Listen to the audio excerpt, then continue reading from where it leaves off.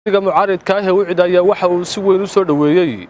shirweynihii afraad ee xisbiga talada Soomaaliland haya ee kulmiye ee maalinimadii shalay ahayd ugu soo gabagaboobay magaalada Hargeysa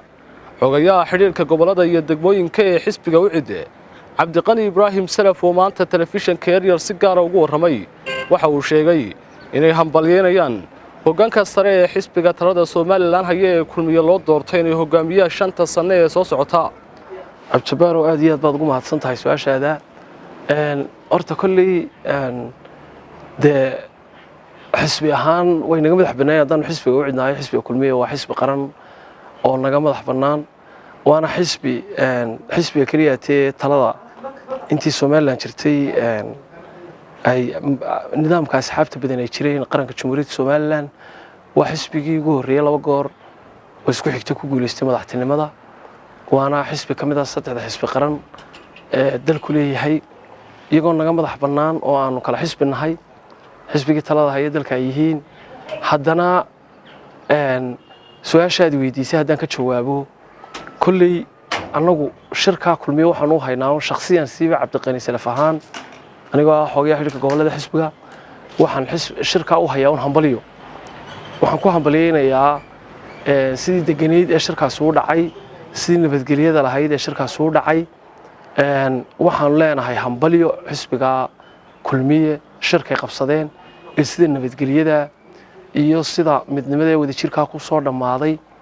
aad baan u hambaliyo ugu haynaa halkan sidoo kale waxa aanu hambaliyeynaynaa hoggaanka la doortay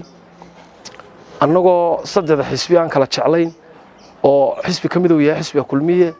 tartanna noo dhaxeeyo haddana wixii wanaagsan mar walba waanu ku hambaliyeynaynaa halkan wixii qaldan aanu ku dhaleecayn lahayn maanta hambaliyo ayaanu haynaa shirkaas ku soo dhamaaday noo maanta wad wixii meesha aad ma garanaysaa kulli wax waa la sheegay laakiin xisbinimadu aan waxaan aaminsanahay inaanay reer ahayn reer wax ku wareejiyay reer wax ku waxaasi waxaynu kaga baxnay xisbiyada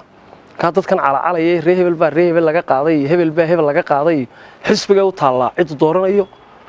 xisbiga goliisa dhexe u taala cid dooranayo iyo cid uu diidayo marka cid kasto xisbigu doortay oo madaxweynaha iyo hoggaanka kale xisbigu u horeeyo waanu ku hambaliyeynaynaa waxaanu leenahay nidaamka xisbinimadu waa nidaamka bedelaya qabyaaladda laga soo baxo iyo reernimo wax ku doonka hal isugu soo biyo shubto qofkii han leh inuu xisbiyada siyaasadda mid hankiisa ku soo bandhigo way Cabdiqani dad badan waxay qabaan in shirweynihii xisbiga kulmiye ee soo gabagaboobay in siyaasiyiin badan oo xisbiga halkan adag soo galay oo han lahaa xisbiga dibadda laga dhigay in xisbigu cid gaar ah u afduubnay shirweynuhu idinku xisbi ahaan arrintan qabtaan xisbinimada kulli buuq iyo khilaaf lagama waayo markii koowaad ma aha ee xisbiyada ay saasoo kale isqabsi uga dhaxdhaco xisbiyada muran baa ka dhaca had iyo jeer murankana waa la xaliyaa cid xalisay xisbiga ugu awoodda badan waa golaha dhexe baa xisbiga wixii uu isku raaco ayuunbaa sharciya wixii xisbigu isku raaco golihiisa dhexe ayuunbaa sharciya rag hore oo ka baxay way jireen oo daaqadda imka xisbiga kulmiyo kale rag hore laga saaray baa ka jiray meesha oo in Cabdiqaadir baa kamid ahaa Jawaar Shabeel baa kamid ahaa marka kulli annaga xisbiga u cid laftigeeda waa soo martay tan oo kale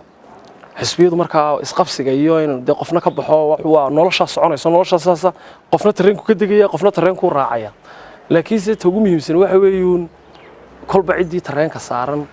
ee golaha dhexe ay ansixiyaan ba sharciya Cabdijabaar Maxamed Xuseen telefishinka Ariel Hargeysa